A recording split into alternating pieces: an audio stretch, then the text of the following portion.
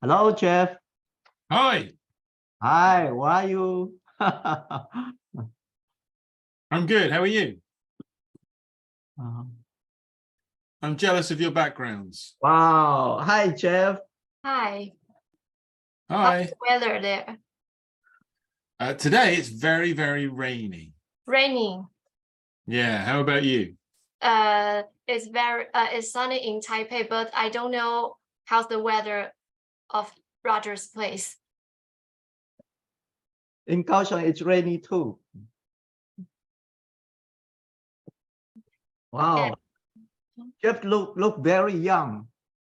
I think you are only 30 years old. Well, why not? Let's go with that. Let's pretend. It's birthday season in our house at the moment. It's my wife's birthday on Thursday and my son's birthday on Sunday. My birthday later in the month. My cousin's birthday. We got a lot of birthdays in July. But sadly, I'm not 30. So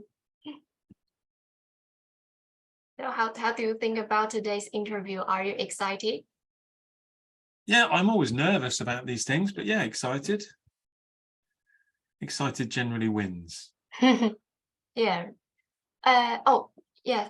Before we start, I have to confirm with you that because I have mailed you about the QA part, and if we have time left, a lot of time left, we plan to have 3 online audience to raise issues or questions.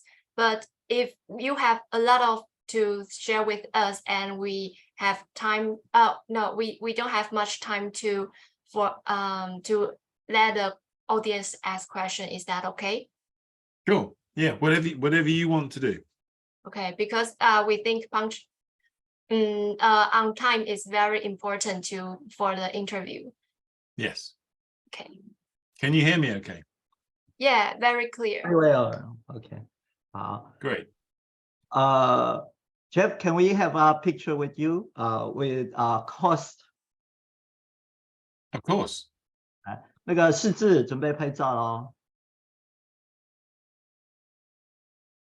OK，收到。好。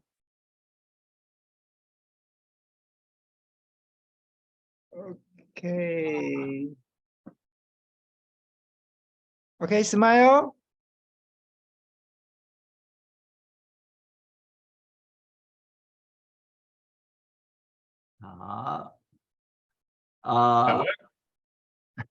I take a picture with Jeff. 丽玲可以先退出一下哈，来，好 ，Once more.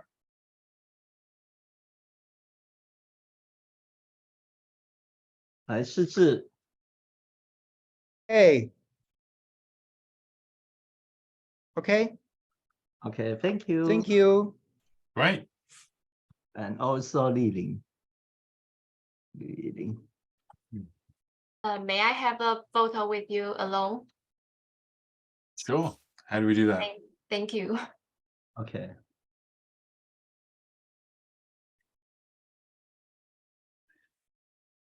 Li Ling is a very beautiful girl in Taiwan. Oh, thank you. And she's a PhD in progress. Okay. 丽玲，你们可以开始聊天了哈。Oh, I thought you wear sweater. Is that cold in England? It is today. Yeah, it's been very warm recently, but today it's cold for, yeah, we need a sweater today.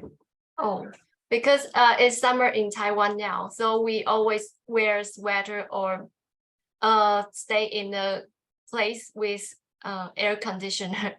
So I can imagine that in the North Pole or the sorry, I'm kind of nervous, but it's hard to me to imagine that your place is very cold now. Yeah, we have strange weather here, but it's been very, very warm recently. And then yesterday and today, it's been cold and wet, but I think it's just a one-off. So hopefully back to the t-shirt tomorrow. Yeah. it's hard to predict the weather, like everything in our life. Actually, I have, when I prepare the information of you, I found that you have found Agile Mastery Institute last year. Is that still challenging for you at this moment? It's a huge challenge. Yeah, it's a big challenge. Taking and challenging some well-established players in a well-established market with a new brand that is more difficult for people to obtain, possibly more lengthy, more time-consuming, more expensive. Normally, when you disrupt a market, you disrupt a market with a product that's easier or cheaper. And I'm trying to do the opposite. So yeah, it's challenging, but it's fun. And what's the most part you think is the funniest that you like to like motivate you to continue this career? I've always been someone who actually enjoys doing something different. So I've got into a bit of trouble in my life for just doing things differently rather than just doing things the same that everybody else has done. From when I was young, when I was at school, just because the teachers said this is what needs to be done, that wasn't a good enough reason for me. So I challenged that. I challenged the status quo with Scrum, and now I'm challenging the Scrum status quo. That's kind of what motivates me, is there's always got to be a better way, and just going along with something means that we're probably missing out on that. As you mentioned, you have get in touch with Scrum in early years, but for me, I'm just a beginner of Scrum or Agile.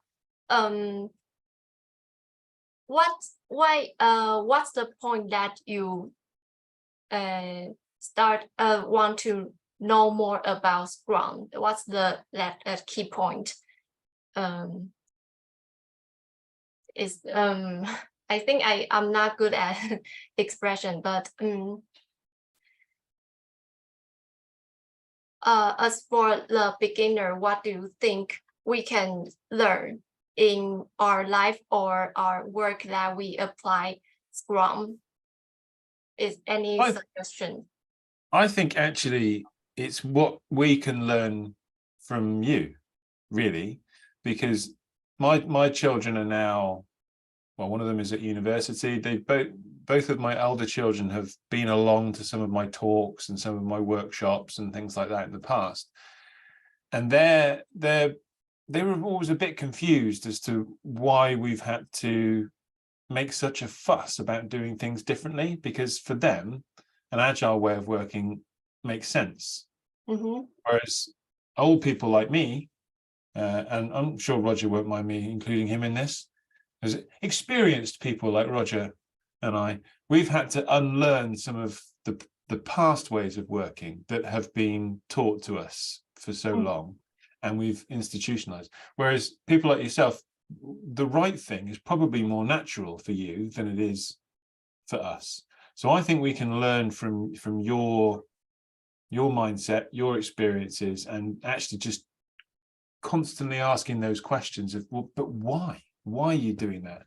And I think the same applies for Agile as applied for Waterfall 20 years ago. I think we need to be asking those types of questions about what we consider to be normal, and challenging those thoughts, and getting people like yourself to be challenging us as well. And I think it's concerning the people's characteristic, because you just say you like to challenge the status quo, but some people like me, we like stability. So I think it's something contrary to the mindset of Scrum, but maybe it can be changed after many experiences or projects, and we can know how to adjust ourselves with Scrums. Yeah. Okay. Yeah. I think Scrum always was that balance. It was that sort of stepping stone almost from the old to the new. It was a way of disrupting the way of working, which is inherently unsettling for people. Whenever we have to change what we're doing, whenever we have to try something that we haven't done before and go outside of our normal comfort zone, it's unsettling, it's stressful. And while Scrum was, on the one hand, saying, yes, step into this unsettling, uncomfortable world, there was also an element of comfort there, for example, by saying, well, you know, every couple of weeks or every month, we're going to do the same thing. We're going to repeat the same process. We're going to have the same heartbeat, which provides some level of comfort and certainty, routine, rhythm, which I think gives people that balance of not panicking. They're stretching themselves, but they're not panicking. For the panic, because just as the example of me today, I just visit my customer who is very annoying, because I think she always change her requirements, and the requirements are because the product will be a layer and they can be added like module, but her requirements change that make the module must be to depart and reconstruct. So but after reading your book and the translation, I think the mindset is that we want to know the why after behind her requirements. So I just changed my mind and change my mindset to know why she want to do this. And after that, and after the meeting today, we have make the consensus that something might be changed, because they will make the users work more friendly.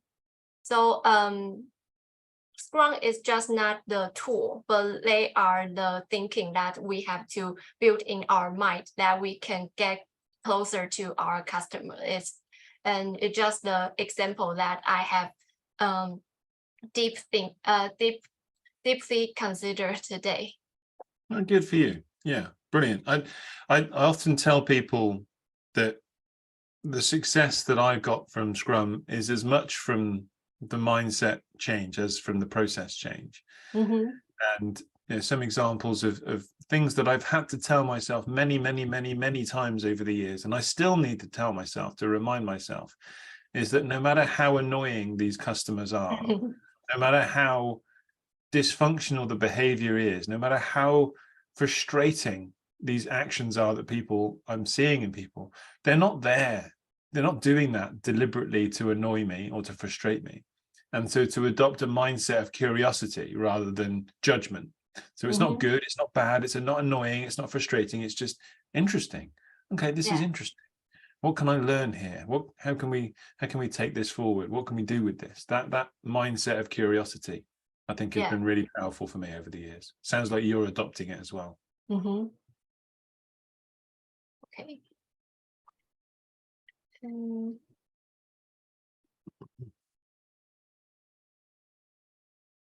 I think we only have 4 minutes left.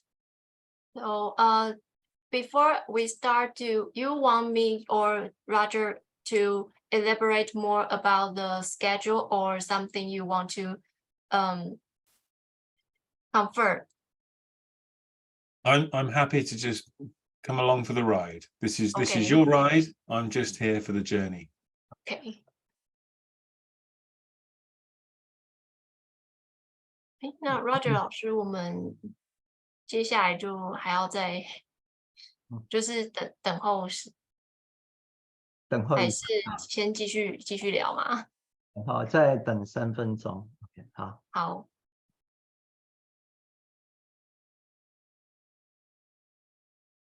And I thought you are drinking cola. I have many. I received many jokes today about Coke, because the annoying customer, she accompanied with her programmer today, and the programmer like to drink cola, and because we are about to finish this project with the customer, and the work will be switched to the programmer. They have to do the functions for her.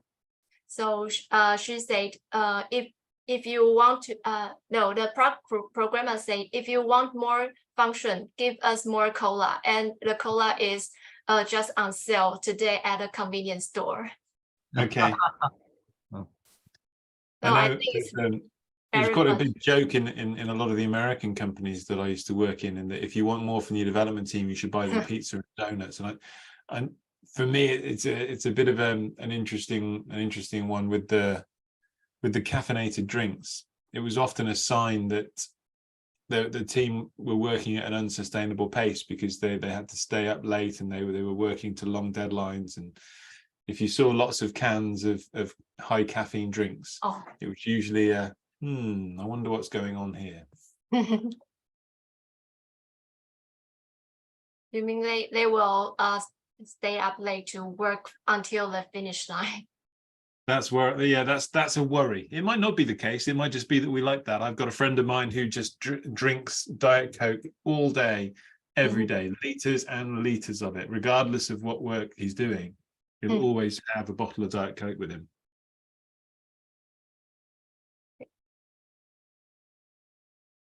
Okay, we only have 1 minute left. Okay. So let us prepare for the start. Okay. And Geoff, Li-Ling will announce the interpreter. Then she will talk in Chinese. Then we will start our interview.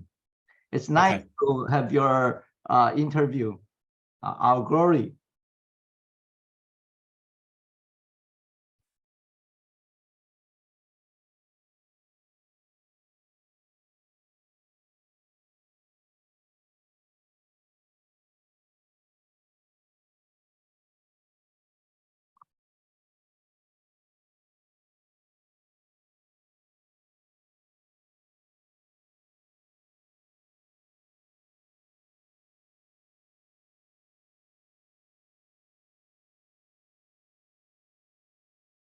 I feel like I should have one of those backgrounds myself.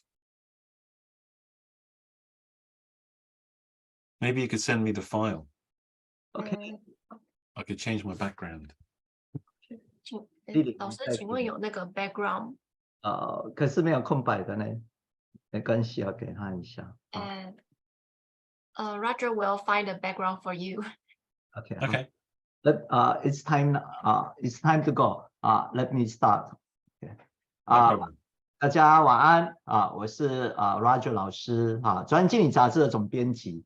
那今天我们邀请到这个全世界最重量级的敏捷大神只要提到这个Scrum Mastery 那大家都会想到这本书。那其实这本书它是全世界近年代最畅销一本书那台湾这样小小的弹丸之地，居然可以邀请到这样的敏捷大神然后来到我们的专访，到底发生什么事情那其实我们在最近即将出了一本他的一个敏捷大作叫做 Scrum Mastery 那这是全世界这个极少数能够翻译成当地语言的一个大事所以我相信说很快我们繁中版的 Scrum Mastery 就要跟大家见面。好，那我们就进入今天的一个正式专访吧。好，丽玲。Ladies and gentlemen, welcome to the interview with the world-famous Agile expert Geoff Watts, author of Scrum Mastery. It's my honor to introduce today's two interpreters, Jason and Heather from weinterpreters.com. Please remember to switch on the interpretation function of the Earth icon below for Chinese if needed. Hope you enjoy this pleasant day. 大家晚安，欢迎参与今天世界知名敏捷大师以及 Scrum Mastery 的作者 Geoff Watts 的专访。很荣幸我们今天邀请到 weinterpreters.com 的两位口译老师 Jason 席老师与 Heather 徐老师。如有需要，请开启 Zoom 下方的地球图案，有中文口译功能。那祝您享受这愉快的一天。Hello, I'm Roger. I'm accompanied by Li-Ling, who represents voluntary translators. Today, we are happy to have the worldwide leading Agile leadership coach, Mr. Geoff Watts, I will start by introducing Geoff to the panel. Geoff was one of the first certified Scrum trainer in the world in 2005, and he also holds both CST and Certified Agile Coach titles. Geoff is also known for the most experienced Scrum coaches in United Kingdom, TEDx keynote speaker, and the author of the best-selling books, including the Scrum Mastery, Product Mastery, Team Mastery, or the Coach Casebook. He co-created Organic Agility, a capability-driven leadership model that supports the growth of leadership as capability. Okay. Geoff began his career as the certified Agile coach and Scrum trainer in British Telecom in 2001, and he has founded Inspect and Adapt Limited Company to provide certified training and coaching for organizations and teams since 2006. With extensive experience in coaching, he established the Agile Mastery Institute as president and CEO in 2022, offering a more professional Agile pathway and certification. Geoff, thank you very much for taking the time to be here. As you know, we have assembled a group of passionate volunteers to translate your masterpiece Scrum Mastery, including Scrum Masters, product owners, project managers from IT, traditional industries, technology, and R&D. We are honored to be able to interview you. Before we begin today's interview, could you say hello to prospective readers and your fans in Taiwan? Also, could you tell us a bit about yourself for those we have just learned about your work? Sure. Well, first of all, thank you for having me. Thank you for doing the work as well to translate this. It's a huge honor. Not only did I never really think I'd ever be able to write a book, but to have it translated is just beyond everything that I was hoping that I would be able to achieve. So this is an amazing day for me. I've been doing this for a long time now, even though you so kindly said that I look young. Believe me, I'm not. I certainly don't feel it. But what does keep me young is the work that I do, really. I'm constantly going from team to team, from company to company, even in a virtual world, from country to country.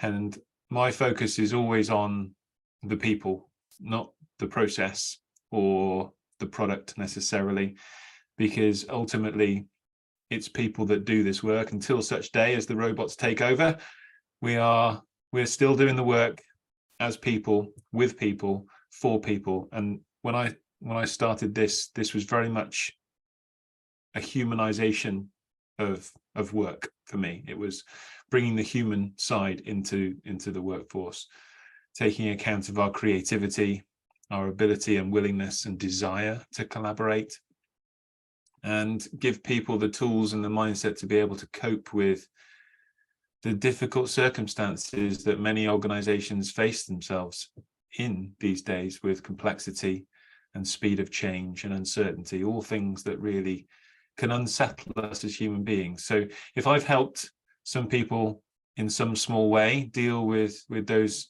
anxieties and those insecurities while also becoming a little bit more successful, then I'm happy with what I've done.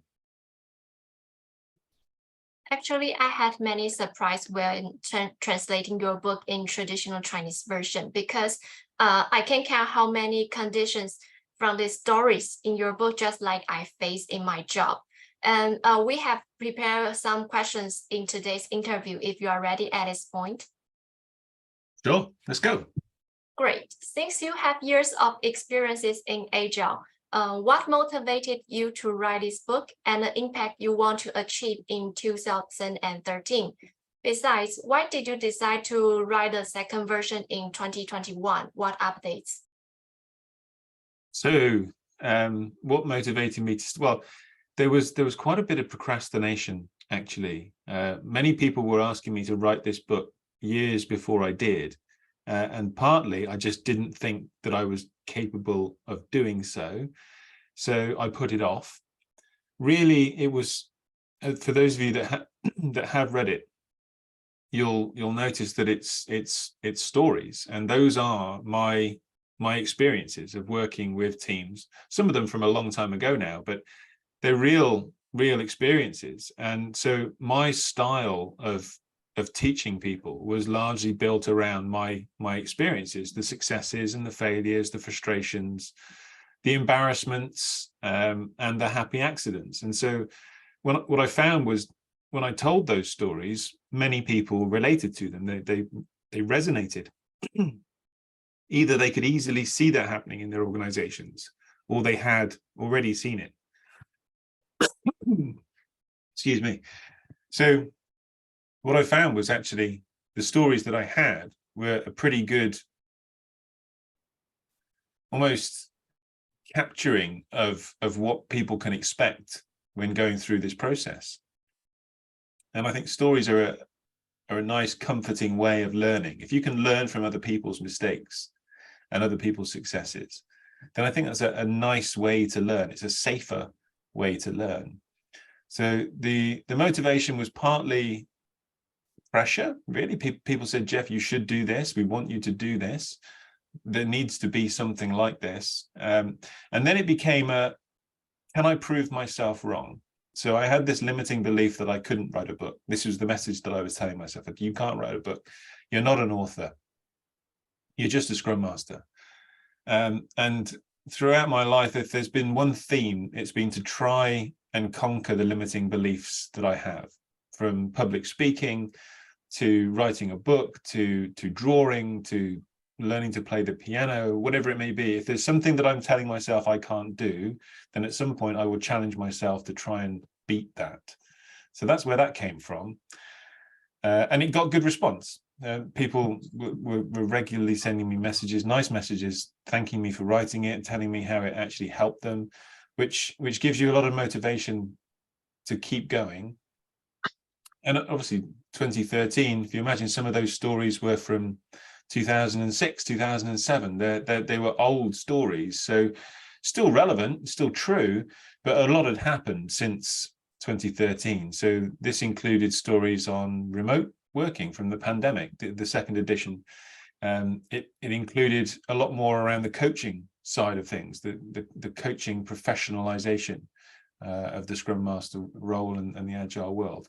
So it was an update more along the extra skills or nuances or dimensions of the Scrum Master role that had evolved since the first edition, rather than, for example, the changes to the official terminology or Scrum guide or things like that. That's where the second edition came from. Got it. Geoff, we both of us are coaches. I am ACC, which with 350. I think I can approach my PCC this year, and I will ask you coach questions. This is your Scrum Mastery is a must for every Agile coach. And what does this book represent to you? I suppose the first word that comes to mind is pride. And I know pride is not necessarily always considered to be a positive thing, but I think we should take pride in our achievements. I think we should take pride in the impact that we can have and the positive impact that we can have. So I am proud that I did this. I am proud that it helped people and it continues to help people. I think it's when you look back on your career and you think, what have I done? What have I achieved? I think it's a notable thing and a worthy thing to look back on. I think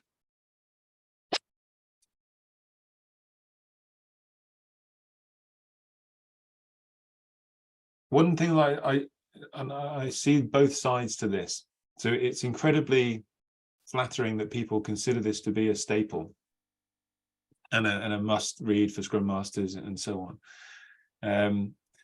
But I think there's also a downside to that, in that people need to find their own way. And one thing that I didn't want is for people to think that this is the way, that this is how you should do things. different teams, different people, different companies, different cultures, different times, different domains, I think will require different tactics. And so I hope that it's not too constraining for people, either now or in the future. So there's always an apprehension about what you put out there. Is it going to be taken the way that you intend it to be taken, I suppose. So there's a nervousness as well as a pride. Wow. I think this is the most greatest book around the world, which is second to the Scrum Guide. Well, when comparing it to the Scrum Guide, I think it is a good comparison because they are very different books. My intention really was to make this more real life, more relatable, more applicable than the Scrum Guide. It doesn't really focus too much on rules or roles or responsibilities or anything like that. It's my view of the real life application of Scrum, the good, the bad, the ugly, the frustrating, from as many different experiences and perspectives as I could come across, in the full knowledge that I'm never going to be able to see every environment, every culture, every team. Yes, this is a very good book to read. Our volunteers say this book is very delicious because it is easy to understand and just like a story. So we can read it with our passion and our feeling. It's a very good book. Thank you. And now we are 274 people online. They just want to see you in the online. And now the Scrum Mastery, you discuss the journey of growing from a good Scrum Master to an excellent one, ultimately achieving mastery. Could you elaborate on the main changes that are happening in the process? It's a good question. It is quite transformative as a role, and Scrum itself is quite transformative, although in an evolutionary kind of way rather than a revolutionary kind of way. So I suppose there's two angles to this for me. One is, as a Scrum Master, I'm trying to help the team and the organization transform, but also there's almost always an element of personal transformation for the Scrum Master themselves. So that it usually starts off with a fair amount of doing Scrum, so helping people do Scrum. So putting in place new ways of working, new processes, new structures, new artifacts, new ceremonies, maybe new roles. And that's hard because it's not just a case of coming along and saying, you must do this.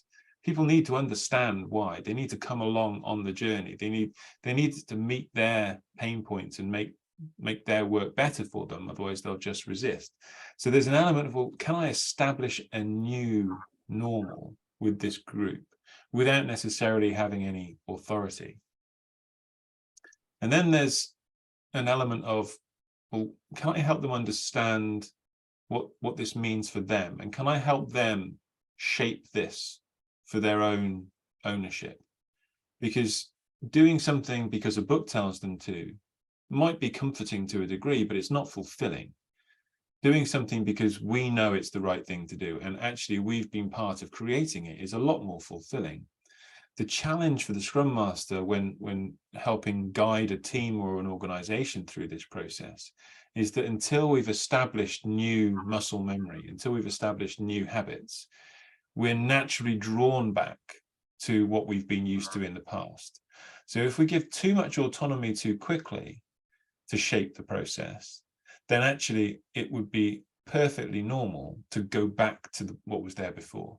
We need to be held in that state of discomfort long enough to establish a comfort with that discomfort. And then we can start to shape this new discomfort, if that makes sense. And I was saying earlier on, there's an element of predictability, routine, rhythm that we can leverage to help make that process slightly easier, which is that, yeah, and every 2 weeks we have to have a retrospective. Really, this week, Geoff, do we have to? Yeah, yes, you do. Sorry. And I have to risk being a little bit unpopular and a little bit process dogmatic to get those new habits in place. So I'm not necessarily going into this role because I want to make friends. And same for product owners and so on. But that routine, that rhythm will help. And then eventually the team will see, and the organization will see, well, there's probably better ways of doing this. So the aim is to constantly inspect and adapt, to reflect and learn on things. Well, maybe we could do this without a retrospective. Maybe we could do this even better than a retrospective. And that's the point where the Scrum Master sees the team transforming into really owning the process. And some people will say that's when they're being agile or they're being Scrum. And that's a brilliant place. So it's a scary place for a Scrum Master, but it's a brilliant place. Now it's scary because it now questions, so am I still useful to this team? Do they still need me? Now I would argue, and I do argue, that the best Scrum Masters will do themselves out of a job. They will make themselves unnecessary. They will give the team the conditions, create the conditions for the team to be able to self-manage.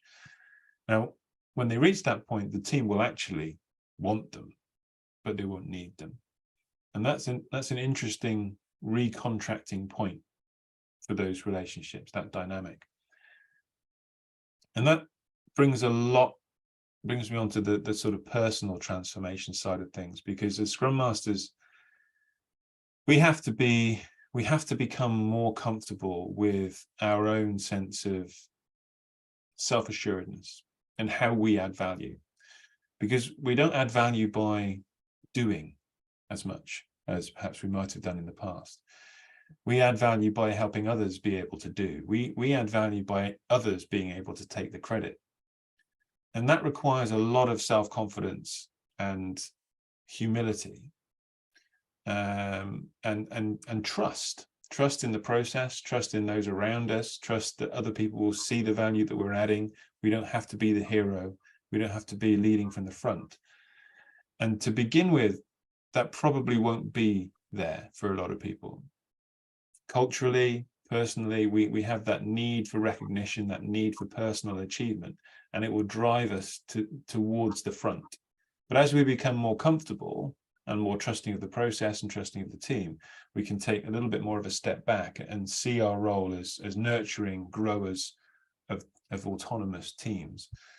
And that's quite an interesting, powerful personal journey for a lot of the people that I've worked with over the years as well. Wow, you are so humble. You are 100% Scrum Master. Yeah, I like the word you use, transformation, because I agree that becoming an excellent Scrum Master from a good one needs effort, especially the soft power. As people know, all beginnings are difficult. What challenges might one face when applying servant leadership, as you discussed many times in your book? Can you give us some tips for overcoming these challenges? Well, so why is it the first challenge? I think it's at the front of my mind at the moment, because a lot of people have been talking about words, and I'm aware that a lot of the Scrum language and terminology has evolved from the English-speaking world, which has its advantages and very strong disadvantages as well. So English is a horrendous language when it comes to different meanings for the same word. And so we've had a lot of discussions recently about the word master, for example, and its connotations with status and slavery, and equally servant as a form of servant leadership and the implications that the word servant has. And I remember one of the first places that I worked after I left British Telecom, and I'll try and choose my words carefully. And I turned up for the first day, and they said to me, "We're going to introduce you to our what word can I use that's better? Scrum secretary." So they weren't using the word Scrum secretary; they was using something worse. And I said, "Do you mean Scrum Master?" And they said, "No, we don't have Scrum Masters here. We have Scrum secretaries." because they order the stationery, they order the cakes, they book the meeting rooms, they update the Jira tickets. They're the dog's body of the team. And that impression of servant leadership, that they are there literally to serve the team, whatever they ask for, yes, my lord. That misinterpretation of the word can be perhaps the first hurdle. It usually isn't the first hurdle, but it could be. So really understanding what we mean by servant leadership, the idea being that I'm here to help create more leaders, not more followers. I'm here not for personal glory, but to help other people be successful. That sense of servant leadership, I think, is some of the big challenges that we have. And in a lot of our organizations, that's not what's being rewarded. Even now, it's still not what, when it comes down to it, it's often what is not rewarded within our organizations. And I have I was introduced to this phrase, I can't remember who introduced me to it, but if you reward firefighters, then you breed arsonists. And a lot of our organizations reward firefighters, the people who, when things get wrong, can go out and put out the fire. And that just encourages people to create more fires, because that's what gets rewarded. Now, as an organization, do we actually value, do we explicitly recognize and appreciate the people who don't go around putting out fires, but actually make sure those fires never happen in the first place? And I think that's where servant leadership is difficult, because it's not an attractive role. It's not something that screams out to people. You will get recognized. You will be appreciated for doing this role. Actually, you mentioned the firefighter. It's just like what my job in my company, because everyone has troubles when doing a project for the customers. They come to our department and say, help me, I want blah, blah, blah, blah, blah, like this. So, yeah, I believe one of the challenges might be how to become a servant, not secretary. And for myself, I want to know how to not become a firefighter for other people in my company. For example, I have to say something about our rules of the department or some suggestions. Yeah, I mean, the first piece of advice that I can remember being given about being a Scrum Master was to learn to count to 10. Essentially, it was just to slow down. So in a lot of our organizations, we're under so much pressure to do things quicker. We can't wait. We need something now. We need it fixed now. And it's very easy to get dragged into that pace. And somebody's really stressed, really need an answer, really need a problem solved. And it's very easy to be dragged into that. Okay, well, I'll help because I want to help. And I think that's what people want of me. But if I can just buy myself some time and just think, what's the short-term impact that I want to have? And what's the long-term impact that I want to have here? And given all the options that are available to me, what do I consciously want to decide to do, rather than just work off autopilot or to be railroaded into a particular way of acting that is just the standard? And there's always, I see Scrum Masters as almost the masters of balance, because everything is a balance for the Scrum Master. If I do this, this is going to be quick. But if I do this, then actually is a long-term gain. If I do this, then our product stakeholders might be happy. But if I do this, then, and working out that appropriate balance is difficult, because there's never a right answer. Even in retrospect, even when you're looking back on what you've done, it's impossible to say, I did the right thing there. And for a lot of people, that's quite unsettling. So I think being able to buy yourself some time and count and think through, be conscious and mindful about how you want to act. And then when you are retrospecting, not looking for the right answer, not scoring yourself in perfection, but scoring yourself in terms of, well, was my thought process a good one there? would I do something better next time? Am I happy with how I acted? And most of the work I do, or most of the time when I talk about this topic, it's usually to do with product managers, product owners. But I think the same is very appropriate for Scrum Masters as well, which is that a bad outcome is not necessarily the result of a bad decision. So I can have a bad outcome, but actually it was a good decision that led to that. Or I could make a bad decision and it could lead to a good outcome. It's not directly correlated. To encourage product owners and Scrum Masters to look back at the outcomes and just think, well, if I forget that actually my decision isn't, or if I assume that my decision isn't directly related to the outcome, am I happy with the decision-making process that I adopted? There's an element of luck and there will be elements of factors outside of our control, but for what I was in control of, am I happy with my process? And that's it might sound really easy when I'm sitting here and saying this, but under pressure in our organizations, it can be quite hard to do. And you just say the product owner or the Scrum Master need to balance. But I think the balance, it might be much challenging when in the remoting work. I believe one of the challenges of the communication might be remoting work as well after the epidemic. Actually, the Chinese version Scrum Mastery was done virtually, and we want to get your thought on that. In an increasingly remote work environment, what adjustment might a Scrum Master need to make in the role and the work method like communication? Yeah, I think, and I have to admit, I'm not an expert at this. I'm very privileged. I'm very lucky. I can still do a lot of my work in person, and I choose to. I've come to value the in-person part of my job a lot more than I did pre-pandemic. So I still do a lot of my work that way, and I really do feel sympathy for Scrum Masters in a remote world, and the reason for that is because, and forgive me for the pop reference, but I often refer to a Scrum Master having spidey sense. That sort of tingle when they know something's not quite right, but they don't know what. And I encourage Scrum Masters to be on the lookout for their spidey sense tingling. And not necessarily to diagnose, but just to be, okay, something interesting's going on here. I wonder what.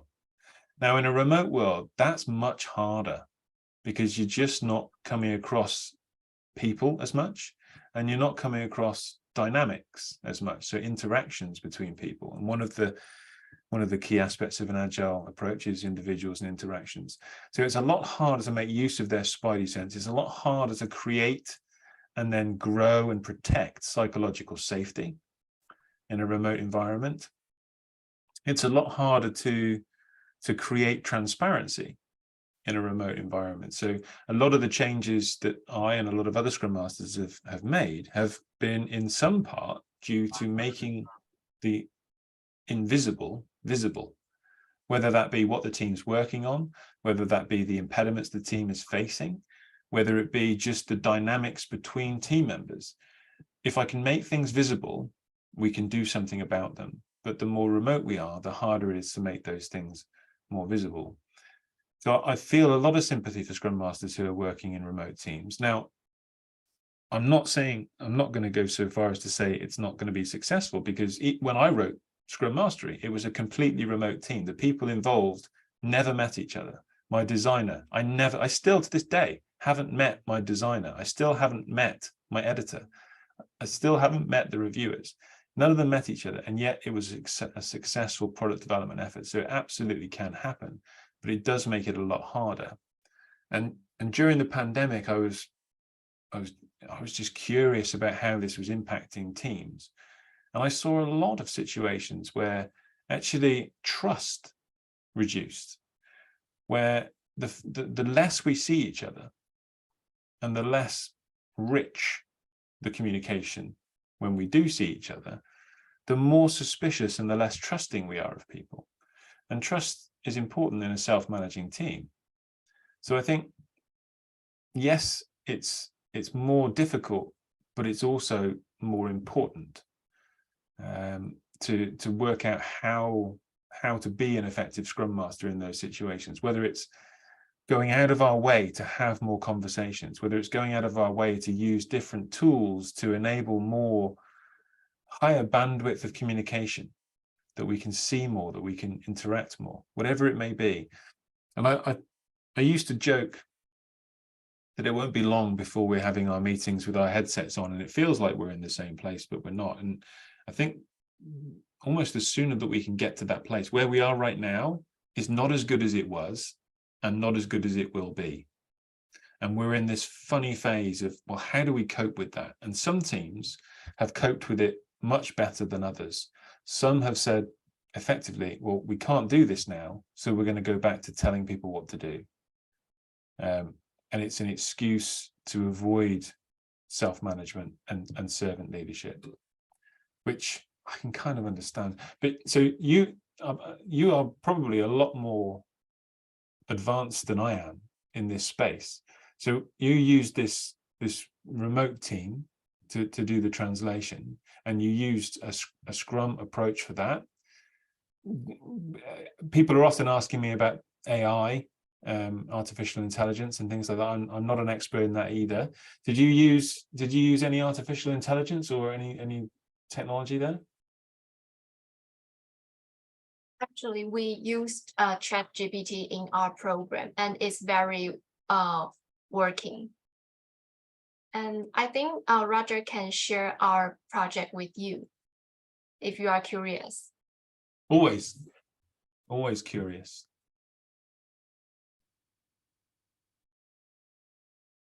Sorry. Congratulations that our translated book will be published at the midterm of July. And let me introduce about our collaboration.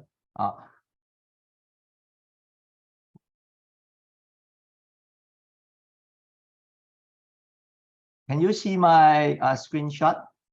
I can. Okay. When there is a way, when there is a will and there is a way, that is my best way of doing this translated book. So I have a great vision to let the Scrum Mastery Chinese version, which is the world first Chinese Scrum Mastery. We're setting the first non-IT large-scale Scrum, which use Nexus product development. And we use the Scrum theory, which is the empiricism. And I observed that your company is inspect and adopt. I think it is come from empiricism. But in our translation team, we serve this as a real guide in translating. We always follow the Scrum 5 values and the Scrum 5 events. And we have a daily Scrum every day, even though we are virtual team. And the most special way to work is we use the Nexus. The Nexus is one of it's come from Scrum org, because we don't have a large scale Scrum, so we use the Nexus. And we expand to Nexus Scrum framework, adding the NIT team, which is the Nexus integration team, to our structure. This team is led by Scrum Masters, tackles cross-team integration issue daily, and greatly improving our problem-solving capacity. Our organization features independent cross-functional teams, just like this. We have 70 persons, and their unique contribution significantly enhance our overall output. And you may know these volunteers, some are project managers, some are product managers, and product owner, even the Scrum Master. But many of them are PhD, such as the professor of the university. And our operational success can be attributed to our compelling vision, the Scrum fundamental principles, and Nexus innovative approach. This elements have enabled us to enhance productivity and effectively manage our large-scale operation. And here is the operation of our translation process of the Nexus. First, the team members finish the proofread translating, perform the quality assurance with each other. Then the final QA, such as Li Ling, will check the translated chapters on behalf of the product owner before the demonstration. And I am the product owner. And then during the demonstration, the sprint review, the product owner invites the stakeholder to provide feedbacks. And integration, the team finalized to copy edit the draft to make it consistent in terms and style. And PO finalized the draft. And here are our Scrum teams. You can see we have our background, and this is your book design. And our cross-functional team is working with the ChatGPT on translation. Someone may be curious, we can translate it by ChatGPT. Why will we call a lot of volunteers? Because we are doing the cross-functional team with the ChatGPT on translation. Our team has been harnessing the exceptional translation capabilities of ChatGPT to produce translated documentations. While the AI translation proficiency is commendable, it often faces challenge in maintaining contextual consistency throughout the text. So we need a lot of volunteers. Initially, our dedicated volunteer did not rely on GPT for translation. But as we progress, we pivot to use GPT, which produces 3 translation versions. Our volunteer then select the most fitting version, refine it for precision and consistency. Our collaborative structure comprises the cross-functional teams with ChatGPT serving as the translator and our volunteers acting as editors. This blend ensures the final document reads as through translated by a single person, just like only one person, achieving the most difficult feat in translation. In today's era of burgeoning AI technology, it's crucial for our agile operation to learn to collaborate effectively with AI.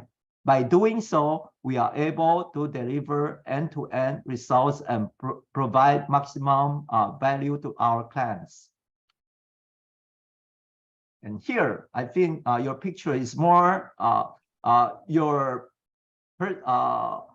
picture is more, no, you are more younger than your picture. And this is the Chinese version. And this is our masterpiece, and it will be published at the midterm of the July. And as a Scrum trainer, to promote Scrum is my destiny and duty. So with great power comes the great responsibility. That's my point. So great. So we've used the translation to educate and improve ChatGPT. That's good. And we've made another Spider-Man reference, and we've upgraded all of our volunteers from translators to editors now. So they're using ChatGPT to upskill themselves to this is great. Yes, that's one of the capability now we are doing, because it is the trend of the world. So we always need to do the cross-functional team with the ChatGPT. I think that's probably going to be something that we see a lot more of in the future. I know a lot of product leaders are making use of ChatGPT for user story writing, theming, features, prioritization, forecasting, and things like that. And I'm sure there's going to be a lot more use of that as a support tool for teams and agile teams going forward. Yes. And then let me go to the next question. And if readers had only 1 hour to read your book, what section would you recommend they focus on? Why? Well, I'm tempted to be really cheeky and say, well, read quickly and you'll get it all in an hour. But I think that's quite hard. So whenever people ask me where to start, I try and meet people where they are. So that's my coaching stance coming through. So I'd ask them to look through the list of attributes and think, well, which area would you like to develop? Most people in general, I suppose, would pick a couple. One is around the empathic listening. I think you can pick up a lot and become a much more effective Scrum Master a lot quicker by developing your listening ability, not just for what's being said, but also what's not being said and how it's being said. And then usually the other areas that most people pick are around their self-limiting beliefs. And those self-limiting beliefs are usually around their creativity. So they might tell themselves, I'm not very creative, or I'm worried about trying something new, or influencing, so tactful disruption. So how do I make things change? How do I influence people? And how can I show up as more as of an influential change agent? So usually around the empathic listening, the tactful disruption, or the resourcefulness would be where I would point people towards. Got it. And we have made your background on the Zoom chat. Please download. So you can change the background. Same with us, because this is done by our volunteer a while ago. Yeah, you can try to change it. But I've got one which is great. I put it at the Zoom chat. Yes, I can see it. Sorry. I reload again.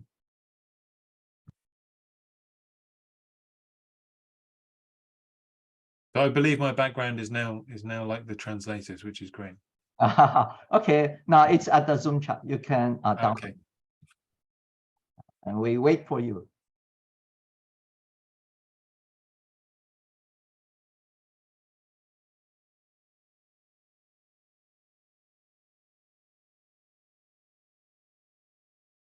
Wow. There you go. Let's have a group picture again. Okay. 施志来. Okay. Let's take picture. 1, 2, 3. Yay. Very good. 丽玲给你问. Okay. And so far we have learned some of your ideas of your book, the Scrum Mastery, like the creativity, or someone need to learn new things. And any additional comments or insight you would like to share with us? For example, if you have some suggestions for the Taiwanese company, how to use Scrum, and any ideas? Wow. So the first part is a little bit easier than the second. I don't think I'm qualified to advise a Taiwanese company, because I don't know enough about the culture. My advice would be to try and meet people where they are, to try and reduce any kind of motivational debt, and create a safe space for people to grow into this space, and not expect things to happen overnight. I mean, and that would be the same regardless of where I went, even in another part of the UK. I don't know enough about anything to be able to advise how to do things, but I've got tools that you can use if you think you've got something you would like to do. In terms of other insights, I think we're at an interesting place with regards to a place in time, that is. I think we're at an interesting place in time with regards to Scrum Masters. And again, this might be a geographical thing. I think there's a trend that started certainly in the United States of Scrum Masters not being given the career credit and incentives that they're due. And the reason I say that is I see a lot of Scrum Masters who worry that actually they're unable to have a career progression path in this role. And so they're incentivized to progress, in their words, not mine, into an agile coach role.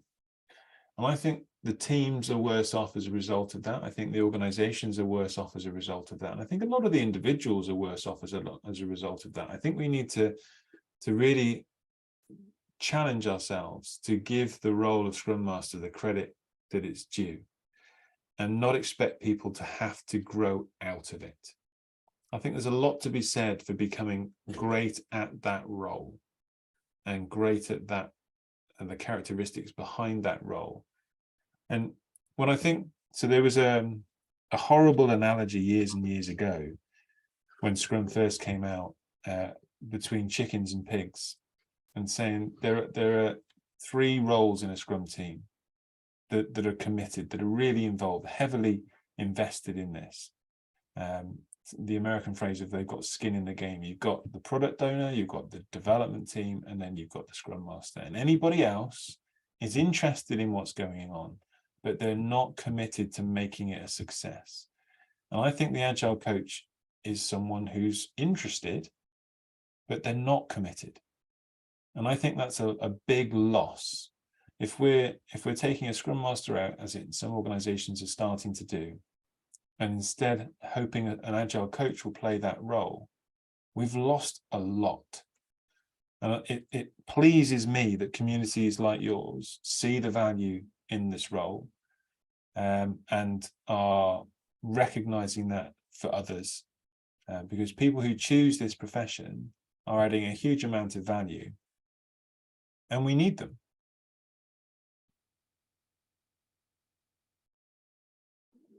And in your experience, because there might be difference of cultural or organization context, but as the audience today, we are not everyone Scrum Master.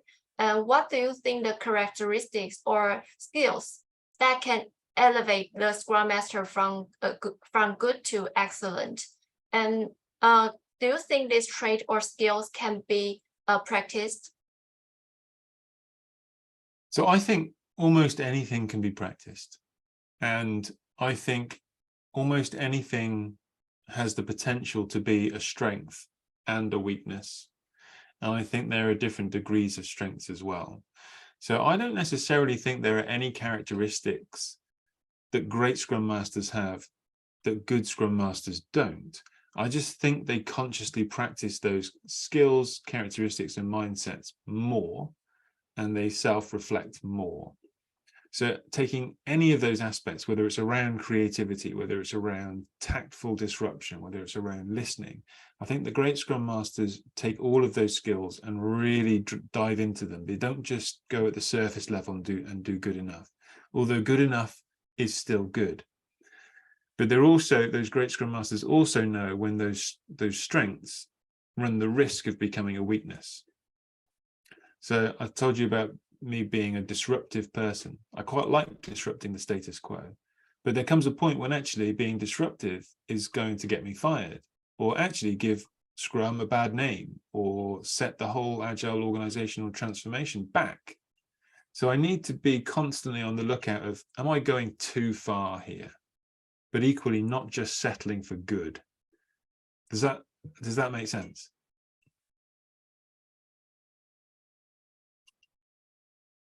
I'm not a professional, but so I can figure out if it makes sense or not. But I think you are right, because everything can be practiced, and this just like a Scrum Master need to know these things through the experience or many practices. Yeah, I'll give you an example, and maybe you can tell me whether this is similar in Taiwan or not.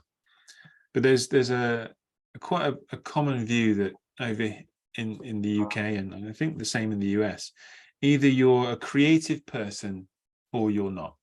or you're born creative or you're not. You're born artistic or you're not. And I don't believe that. I think, yes, some people will have some more natural talents, but I think anything can be developed with enough practice and enough effort and enough resilience. And that sense of, well, this is important, this is valuable, and it might take a bit of time for me to get there, but it's worth it, and I'm going to stick with that. And I was in Vienna a few weeks ago for a workshop, and I went along to one of the museums there, and I saw some Picasso artwork, and there was a quote from Picasso which said, every child is born an artist. The challenge is to remain one as we grow up.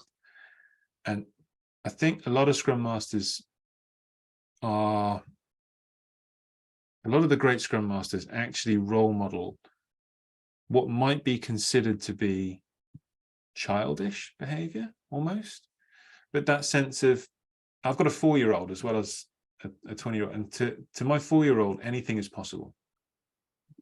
As far as they're concerned, they can grow up to be Spider-Man, right? And whereas my 16-year-old, he wants to fly a plane, my 4-year-old just wants to fly, all right? And I think keeping hold of that beginner's mindset, that sense of possibility, and not giving in to our limiting beliefs, our limiting assumptions, or our learned helplessness of there's no point. I think that's a big part of what makes a great Scrum Master great, not just for themselves, but for the role model that they're setting for other people as well. Yeah, I agree. From your example, I think Taiwan is same as the UK. Some traits are born with, but some are learned after some social experiences. And so I totally agree with you. And thank you for sharing precious insight with us. And I think most of the audience have many questions to ask you. If you are okay for an open session. Okay, Cool. So now we have an open session for 3 online audiences to raise issues. If anyone has a question, please press the raise hand button below to let us know. 好，那现在我们有开放3位现场观众提问。那如果有任何问题想要询问 Geoff， 可以点击下方的举手功能让我们知道。那要发问的时候，我们的同仁会帮您开启麦克风，那记得也要开启视讯功能。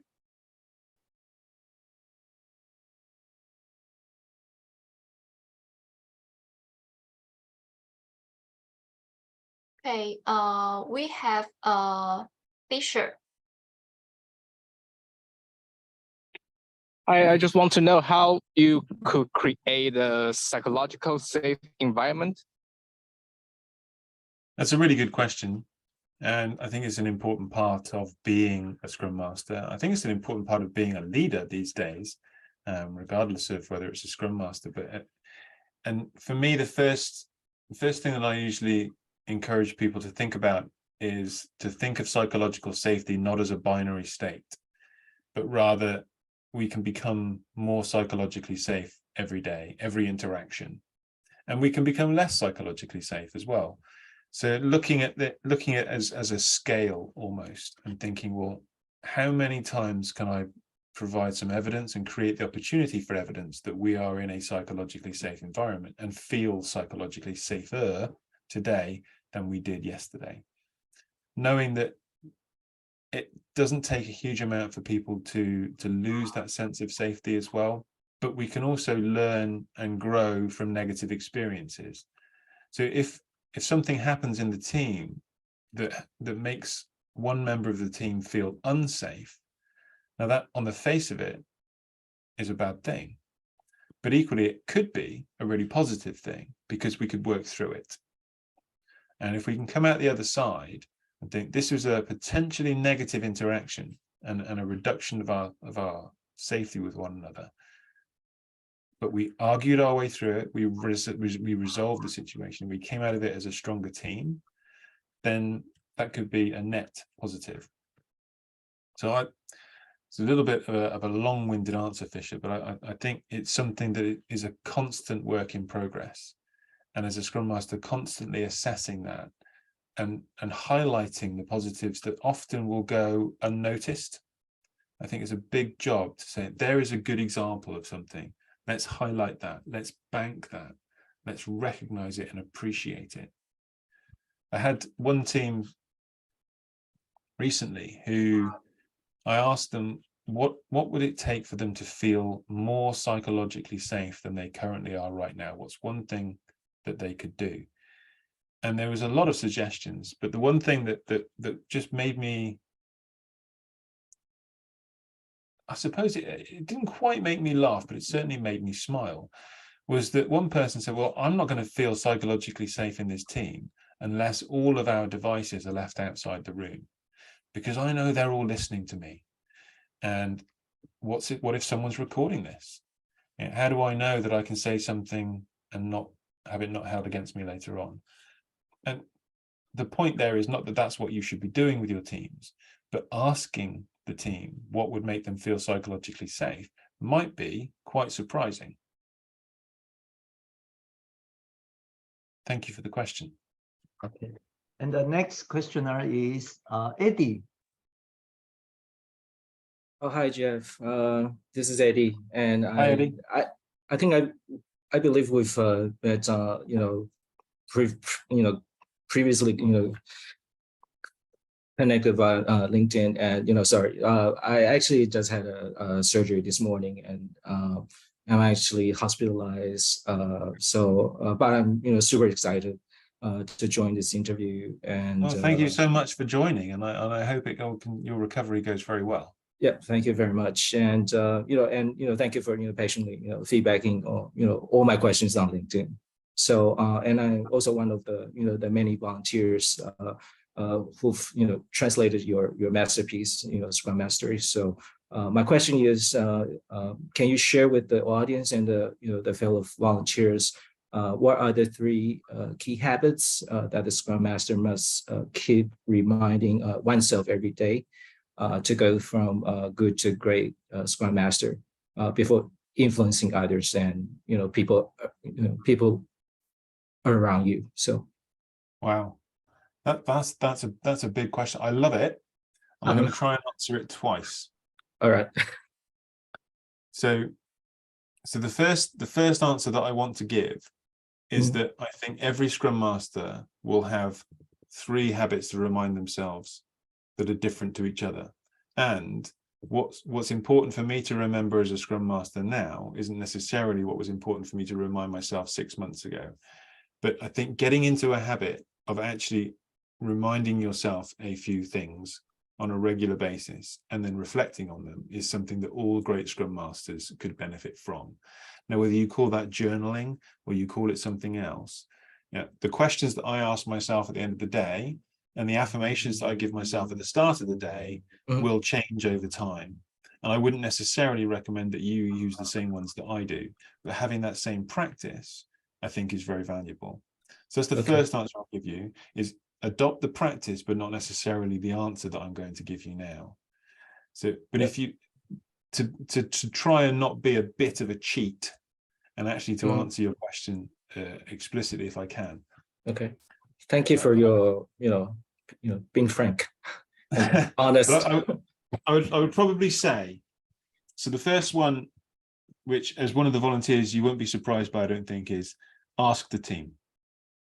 Okay. That's the first thing I think, I would encourage Scrum Masters to consider. Yeah. What do the team think? Because it's probably different to what I think and probably more powerful.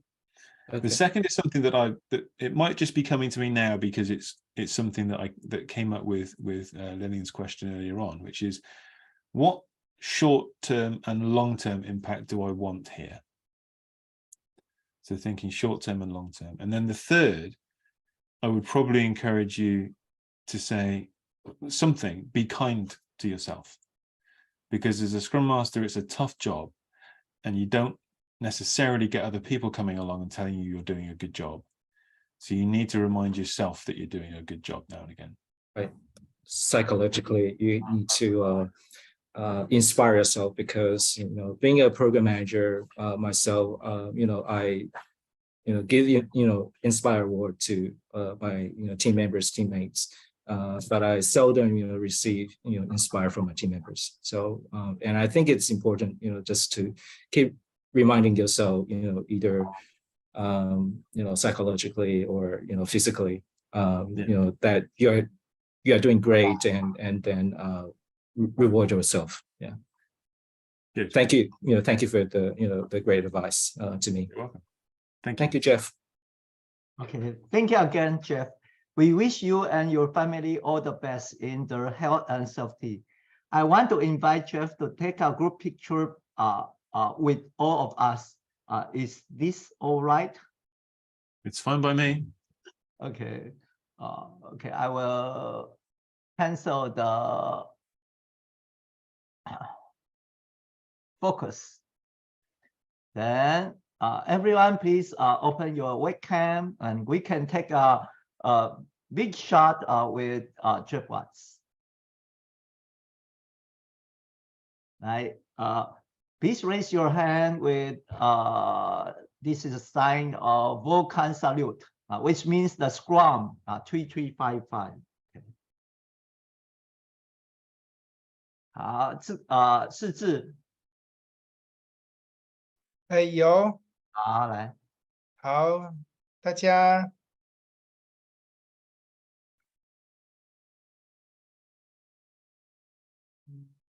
你要喊1、2、3啊，来，好 That work? ，1, 2, 3. Okay. Next. We have 267 people online, and the peak is 300. Fantastic. Thank you for organizing. Thank you for all of your hard work, to you and all of the volunteers. I really appreciate it. Geoff, not just finished, because there are many shots. We need to take 6 pages, each page with Okay. So again? You just smile. 世志你连续要快一点啊。好，好。Screen.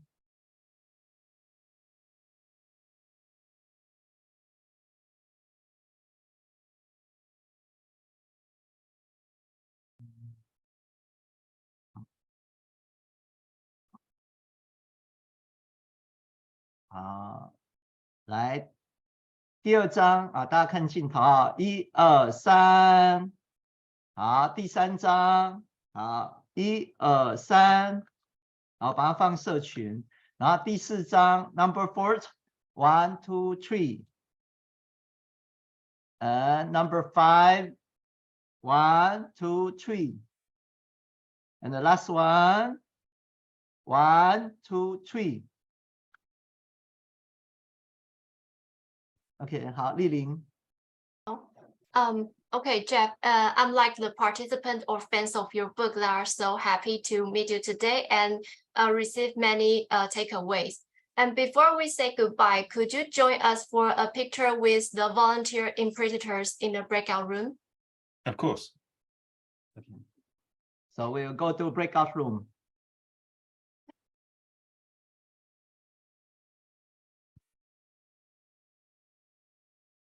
好，请所有的志工移到这个分组区。好，各位志工，大家好。嗨，世志 ，Hello。Hello，你要不要先 LDS 一下？LD，OK 啊。对。Hello. Because the previous room we invite Roger invites all the like public and also the volunteers into the chatting room, but now this room is only for the volunteers, real volunteers, and you only.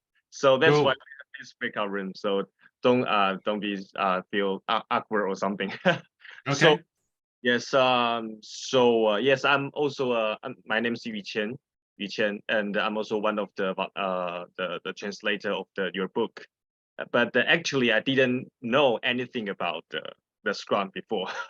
Actually, to be honest, but it's like the book brings me like the thoughts, like it's more feels like how to to coach a team, how to really feel the people around the team. It's it's something like you spoke in the very beginning of the talk today. You said every works like programming or something, every works is done by people. So everything we should start from the people, and then they will do the things they should do. So like the Scrum Master is like the role like this, but it's like you say, it's very difficult one because every team member came from different family, different background, different experience all the time. So it's like a infinite game to coach the team. So this is my takeaway today. Thank you for your sharing. Yes, it's wonderful. Well, thank you, and thank you for all your efforts as well. And I'm privileged that my book was your introduction into the agile world. Thanks. Okay, Geoff, because your book is not yet published yet, so we have a trick on your book. Please see my my cover. You can see this. This is but this is only a paper. Okay. Then we cut it. So we have a virtual book that can with you. Okay. Let's take a group picture with Geoff. Bring your book. Okay. All right. 1, 2, 3. Okay. 9. Two more. Okay. 2.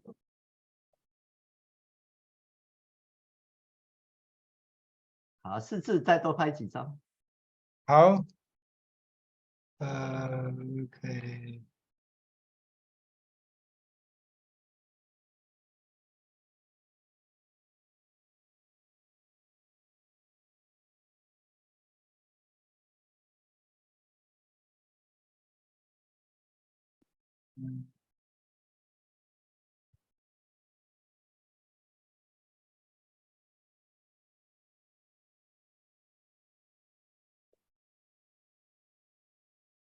I think there are about half of the volunteers are here today. We have 42 volunteers. Brilliant. So do anyone like to talk to Geoff? It is precious time.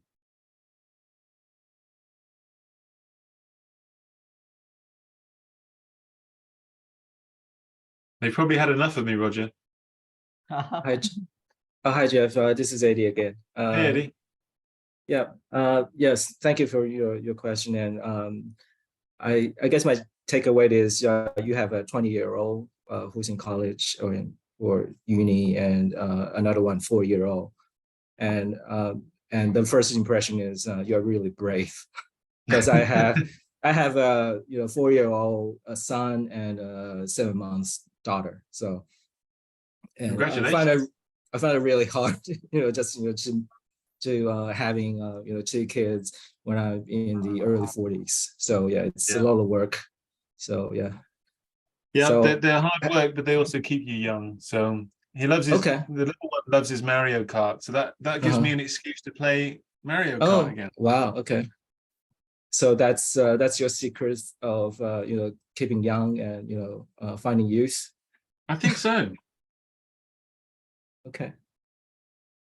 So how did you apply Scrum or Agile when teaching or I wouldn't say managing your kid, because 4-year-old, it's sometimes it's uncontrollable. So can you share some it's quite natural for them. I think it is quite natural for him. It was a little bit harder with the older two with regards to school, but they found it a lot more valuable in terms of revising and working through their work and things like that for exams. I think they found that really that useful. But I think the self-management, the self-awareness, the reflection, almost having your personal retrospectives and how to listen and how to build relationships at school and with your friends and things. I think that's just as valuable as being able to be really efficient in your work. So Right. yeah, I mean, we teach regular reflection and listening to one another and finding some common goals and how can we build up our strengths and contribute to the team. You know, we've all got our own strengths and interest areas, but we're all part of one team. Wow. Okay. Well, that's really good advice, which I could apply on my son. So, and I think I've had another question which I asked you before regarding if you have like is it possible to like vote someone out who's not part of the team and being always late and to a meeting and basically everyone's the team hates him, but no one's speaking out, and should the Scrum Master or the program manager be the bad guy and kick him and kick him out, or should you be liberal and have the team voting someone out? Because in the team environments, especially in my company, I'm managing a team who has of different functions, but each function has their own manager. Yeah. I think there's I could say yes to all of those things, and I could say no to all of those things. And for me, it's very easy for me to sit here now and say this, but the dysfunctional behavior that you're describing there is almost always, in my experience, a symptom of an unmet need. So that person is under pressure. They're not getting something from their work or their personal life that they need, and so the negative behavior is coming out for that reason. So if we can find out what it is that person needs, it might just be a sense of purpose, it might be a sense of compassion, it might be a sense of connection and safety. It might be a sense of letting that person fail. As a Scrum Master, there's a fine line between enabling a team and rescuing a team, and creating a codependent relationship. So all of those options are possible. They all have consequences.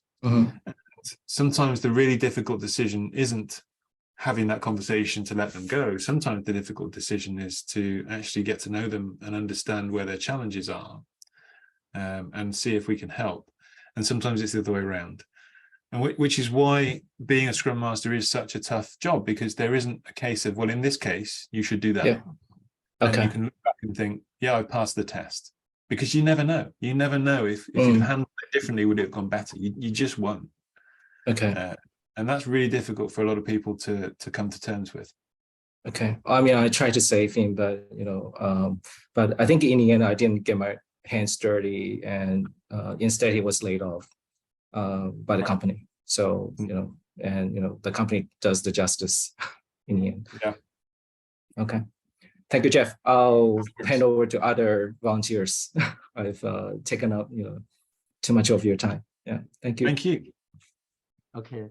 Geoff, can I give the volunteers a chance? Everyone give you one sentence. They want to talk to you. Can they? If we've got time. Okay. 好，来， and if they want to. Okay. 大家开放，每人讲一句话对 Geoff。From me, Geoff, you are very handsome. Thank you. Becky. Hi, Geoff. This is Peggy speaking. Thank you for using the simple story to tell the reader about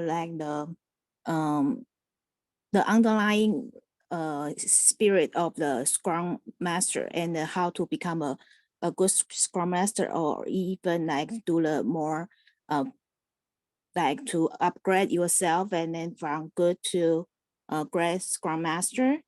And but I have a like quick question for you, lad, because Scrum Master is also like human being, right? And but sometimes when the things doesn't go as expected, like for example, like the team's progress is like behind expected, and then probably and all the stuff will drive the Scrum Master crazy. And then how can you give the advice to Scrum Master, except for that is the example, say, count from 1 to 10, and what's other like simple tips for the others, for all of us? Thank you. Yeah, I mean, the counting to 10 is obviously my place to start, but working out, this is a little bit deeper, but working out what it is that's triggering me or triggering that reaction in me. What it is about that behavior that affects me, or is it that situation where that behavior is affecting me? So if I can better understand myself, then I can better manage myself. And if I can better manage myself, then I'm in a more resilient and mindful state to be able to manage the situation better. But if I'm acting emotionally and responding mindlessly, in the sense of the opposite of mindfully, if I'm operating on autopilot, emotional autopilot, then I'm not going to be giving my best.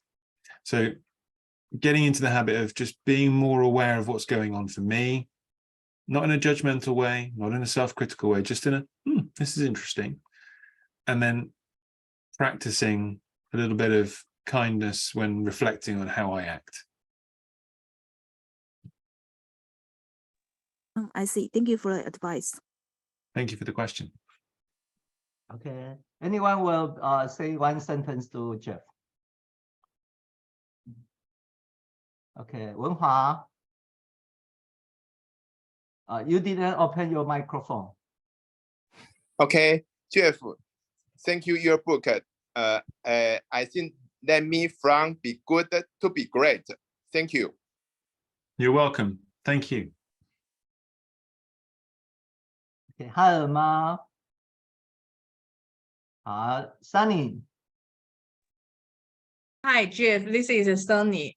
I would like to thank you because your book, you're sharing your experience and give me the many encourage in my team, my company, and my life. So thank you very much. That's very kind of you. Thank you. 好，还有人吗？最后机会了。好。